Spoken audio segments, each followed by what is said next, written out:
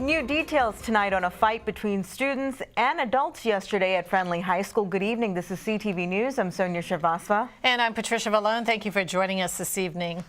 Well, it's a tough week for students at Friendly High School. While students are coping with the death of 16-year-old sophomore student Marcus Jones, others are retaliating and starting fights on school grounds. Makia Turner is standing by in Fort Washington with more on the story.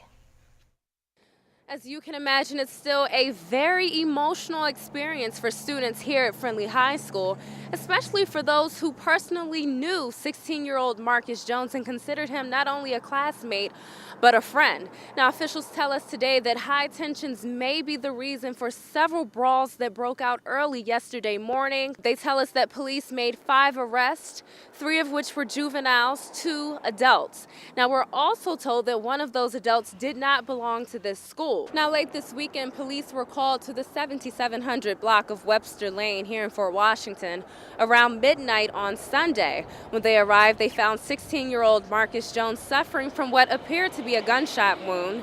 A preliminary investigation reveals that Jones was in fact gunned down on the way to his car after leaving a chaperoned house party.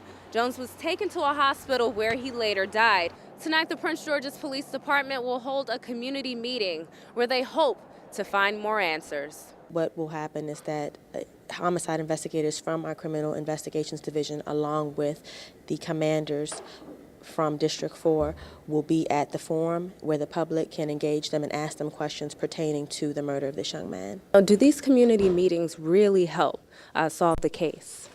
I believe that the community meetings do help solve the case, just for the simple fact that it was a child who was murdered.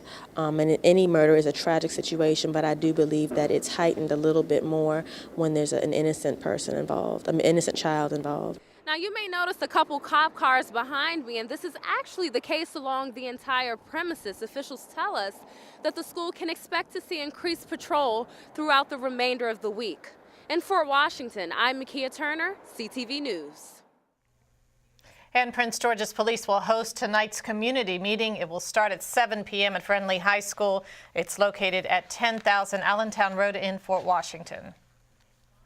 A Prince George's police officer who had been hailed a hero is now on trial and charged with assaulting a teenager. Ricky Adey and other officers were praised for saving people from a burning apartment building in 2011. But later that year, Adey allegedly pointed a gun at a boy's head during a confrontation. Denise Douglas has more. Kyrie Jenkins says that he thought he was going to, quote, lose his life, end quote, the night that he was allegedly assaulted by Officer Ricky Adey. Kyrie was first up on the witness stand as the trial for Adey got underway here in court in Upper Marlboro. Kyrie also described how he was just hanging out with friends at the Capitol Court's apartment in Capitol Heights, talking, throwing around a football when the incident happened. Cops were responding to a report of gunfire and a fight at the apartment complex. Kyrie and his friends just happened to run, he says, for no particular reason. Officer Adey chased Kyrie down, pulled him off of a fence that he was trying to climb. Kyrie says he was pushed to the ground, punched several times, which left his nose and his mouth bloody.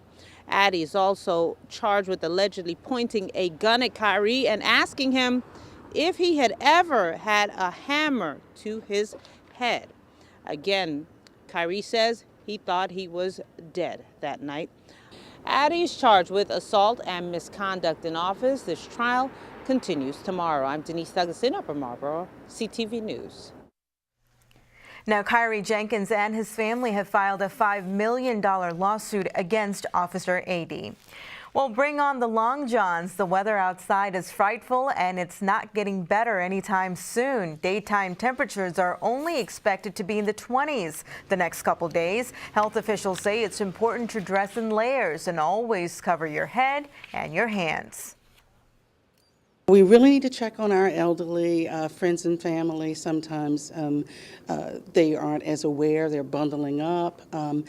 Check on them, those that live alone, to make sure that their heat is working properly, that they are maintained, they are being hydrated. And the same with children. When we're running in between school or stores with our children, they need to be bundled up too. It's a quick 15 minutes can make a big difference. So hats, gloves, coats, layers. Tell me about hydration. I mean, that's something that we hear more in the summertime, but in winter it's important as well. Just as important, you think about our bodies are working 24 hours a day. Hydration is important whether it's extreme cold or extreme heat. Now, so far, there have been 2 hypothermia-related deaths in Maryland. One of the victims is a 65-year-old woman from Prince George's.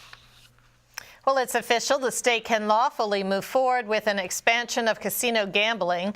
An Anne Arundel County judge threw out a lawsuit yesterday that challenged the Question 7 ballot referendum. The court decision is expected to clear the way for the Las Vegas-style casino in Prince George's.